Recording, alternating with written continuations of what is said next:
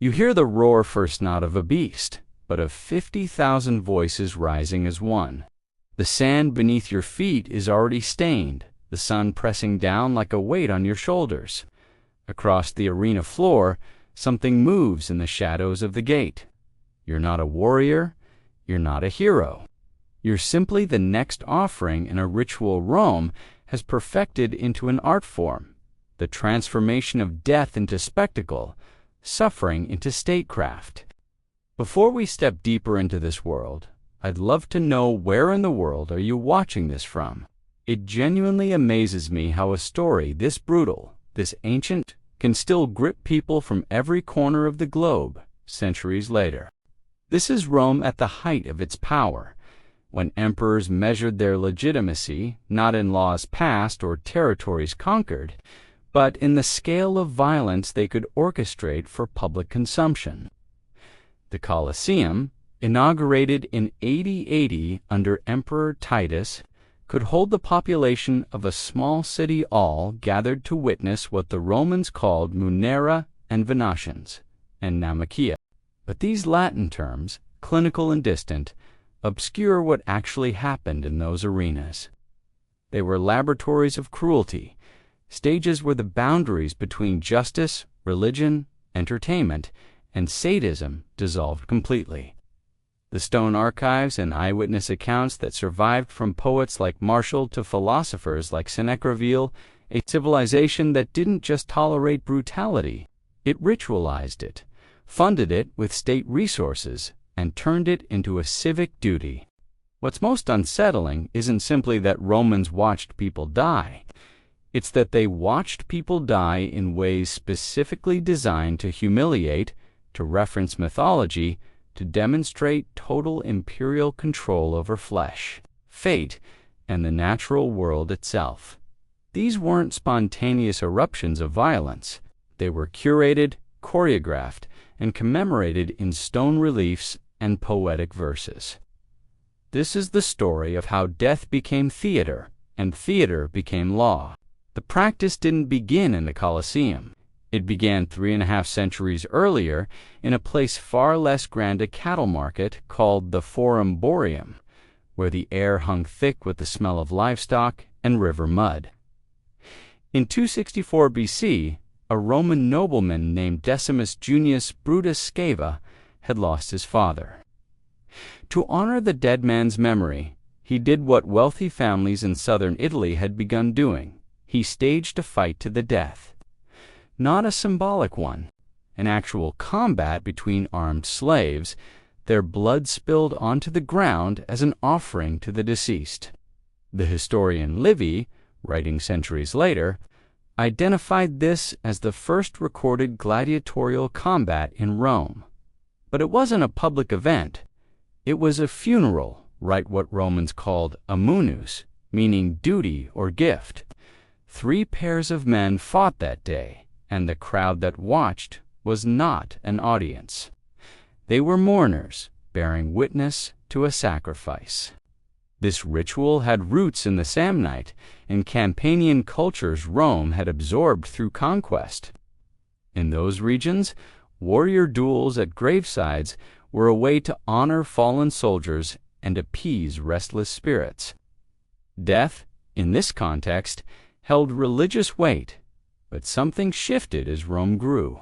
The solemnity began to crack. The duty owed to the dead slowly became a gift offered to the living.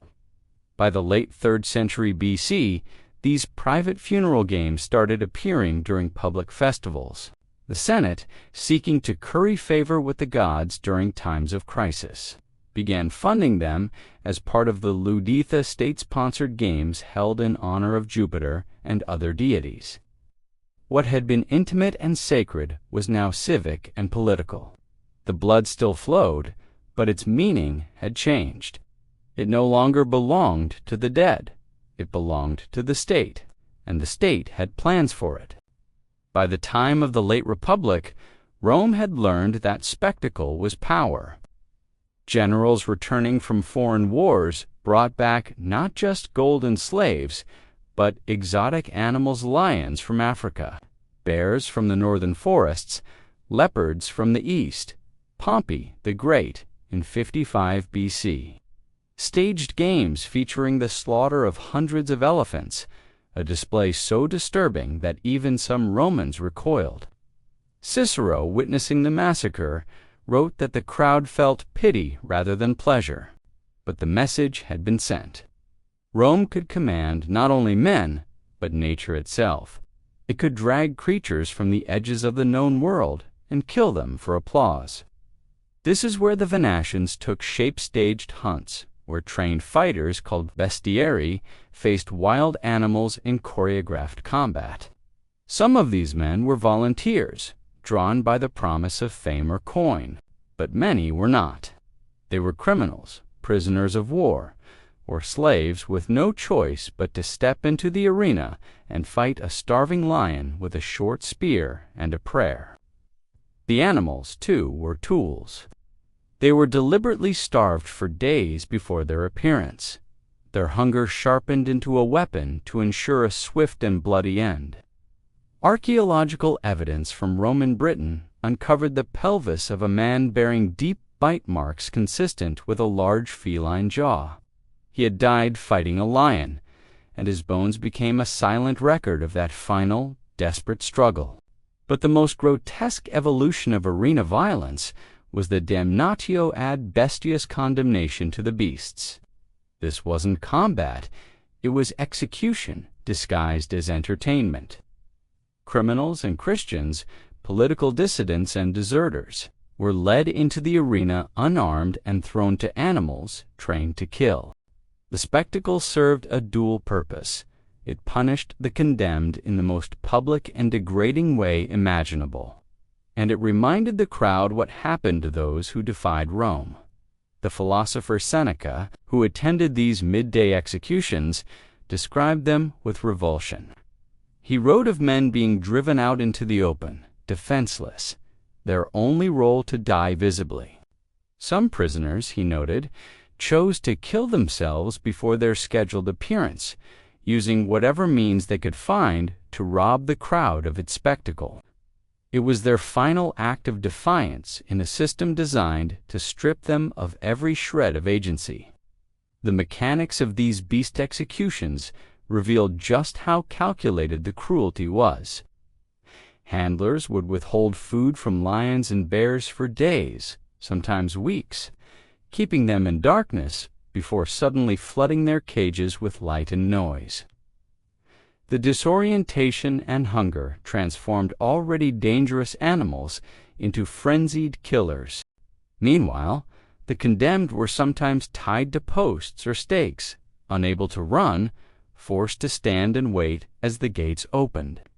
Other times they were given the illusion of hope, a dull blade, a wooden shield, just enough to make them try to survive.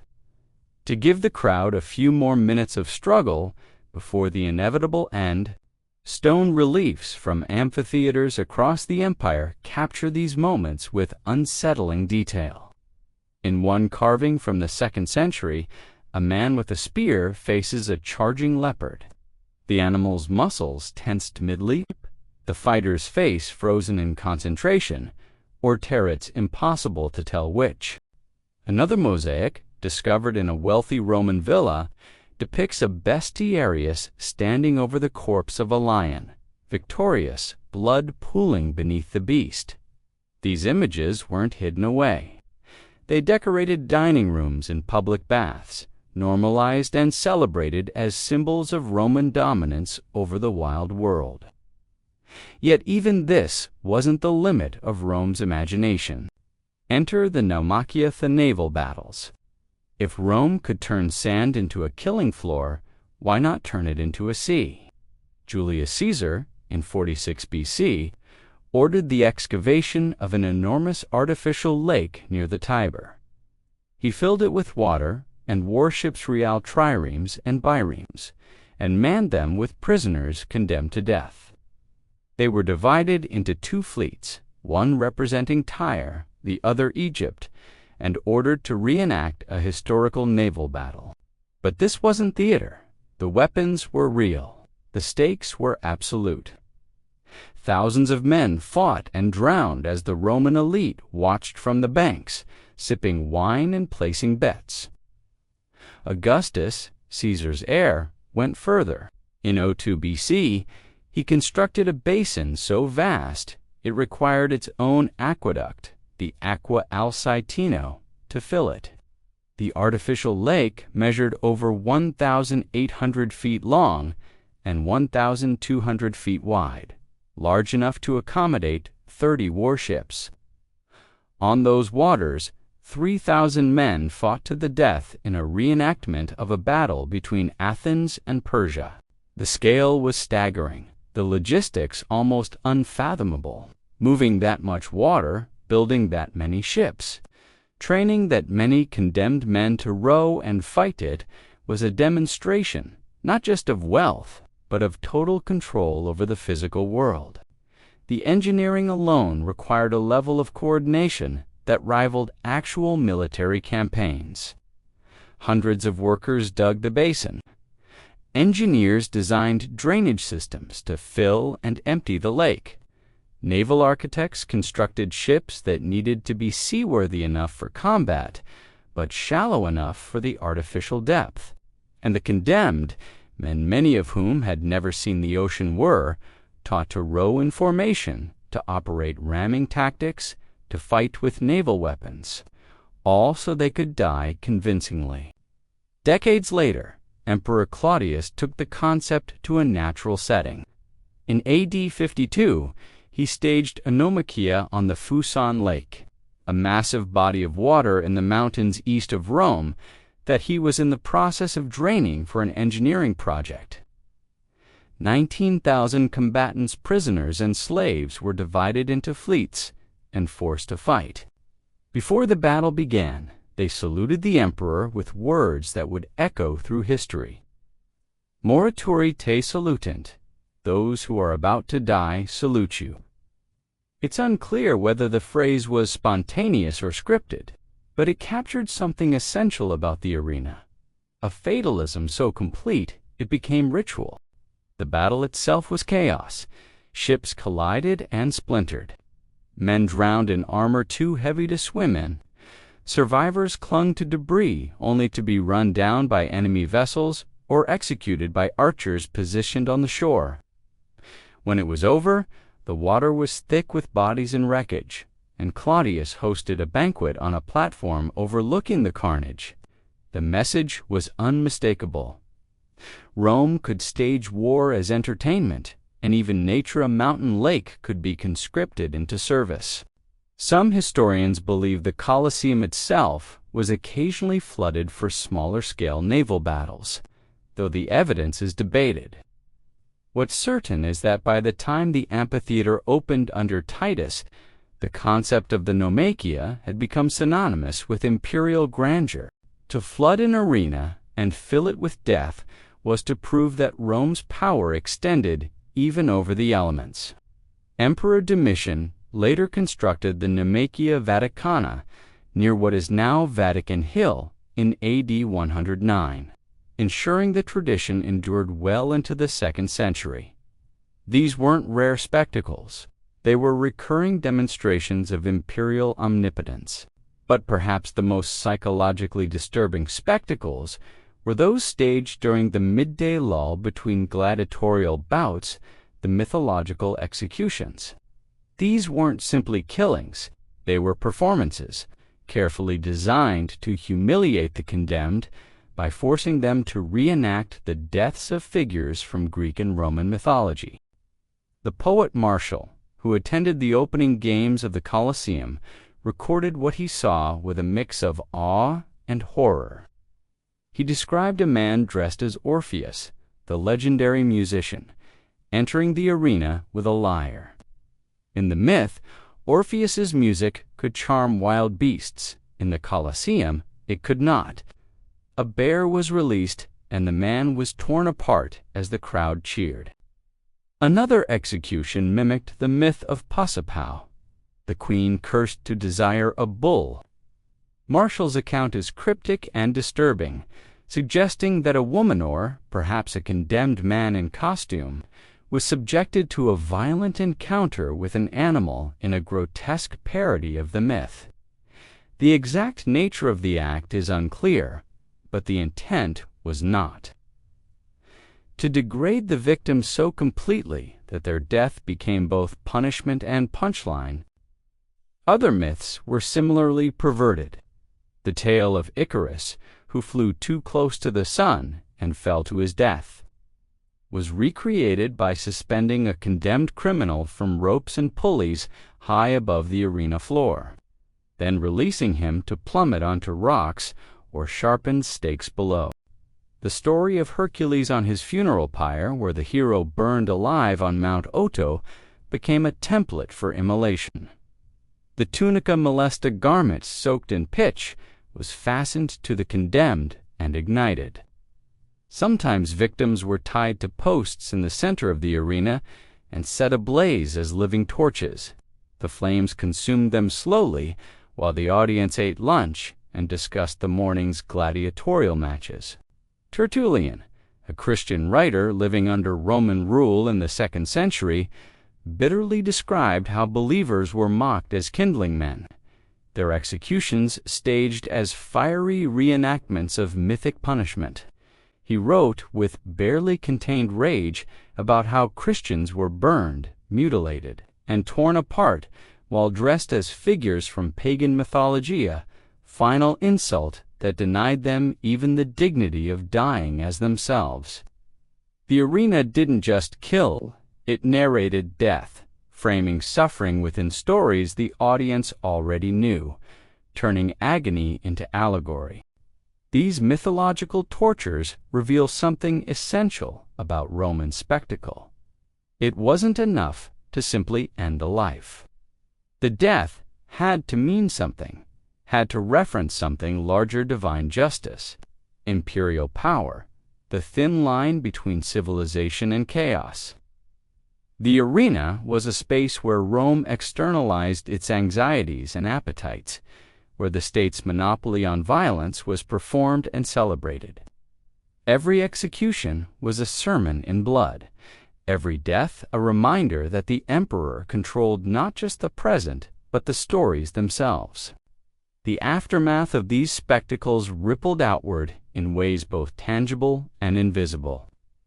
The Colosseum's underground chambers, the hypogeum, still bear the scars of this machinery of death. Archaeologists have uncovered trapdoors, pulley systems, animal cages, and tunnels designed to move beasts and men into position without the audience seeing the mechanics. It was stagecraft on an industrial scale, engineered to create the illusion of spontaneity while maintaining absolute control. Stagehands worked in the darkness below, operating lifts that could raise lions or bears into the arena in seconds, transforming empty sand into a hunting ground without warning. The hypogeum also contained holding cells for the condemned, small, lightless chambers where men and women spent their final hours listening to the roar of the crowd above, knowing that soon they would be part of the noise. Some scratched messages into the stone, prayers, curses, names of loved ones. Most of these inscriptions have been worn away by time, but a few survive, faint and heartbreaking. Remember me. But the psychological scars ran deeper. Seneca, after attending the midday executions, confessed in his letters that he left the arena feeling worse than when he arrived, more cruel, more callous, more inhuman. I come home more greedy, more ambitious, more self-indulgent, he wrote. Yes, even more cruel and inhuman. Because I have been among human beings, the arena, he realized, didn't just reflect Roman values, it shaped them. It normalized brutality, made violence routine, turned empathy into a weakness to be mocked. To watch a man burn and then return to your daily life required a compartmentalization of the soul, a hardening that Seneca recognized as corrosive. And yet, the spectacles endured for centuries. They survived the fall of the Republic, the rise of the emperors, the spread of Christianity. Even as the new faith condemned the games as immoral, the arenas remained full. The appetite for blood, once cultivated, proved difficult to extinguish. As late as the 5th century A.D., more than 400 years after that first moon use in the Forum Boreum, gladiatorial games were still being held in some parts of the empire. The tradition died not from moral awakening, but from economic collapse and the fracturing of imperial authority. What remains today are fragment stone reliefs depicting bestiarii locked in combat with lions, mosaics showing condemned men burning alive, inscriptions commemorating the sponsors of particularly extravagant games. These artifacts don't tell us everything, but they tell us enough. They tell us that Rome didn't hide its cruelty. It carved it into stone, wrote poems about it, built monuments to it. The arena wasn't an aberration. It was the system working exactly as designed. In the ruins of provincial amphitheaters scattered across Europe and North Africa, you can still see the grooves worn into stone benches by thousands of spectators over hundreds of years. In museums, there are small clay tokens arena, tickets stamped with seat numbers and the names of sponsors. Ordinary objects that speak to how routine the extraordinary had become. Going to watch executions was as normal as going to the market. Children grew up attending these spectacles. They learned what power looked like, what justice sounded like, what it meant to be Roman. The sand has long since blown away, and the blood has faded into dust. But the Colosseum still stands, a hollow shell of what it once was, its underground chambers exposed to the sky.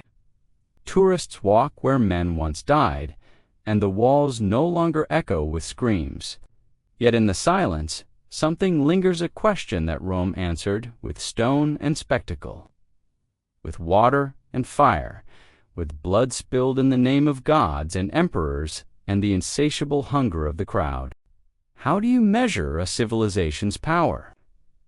Rome's answer was carved into every seat of the amphitheater, written into every ticket for the games, whispered in the last breath of every condemned man who saluted the emperor before he died. You measure it in how completely you can control death and how eagerly the living will gather to watch.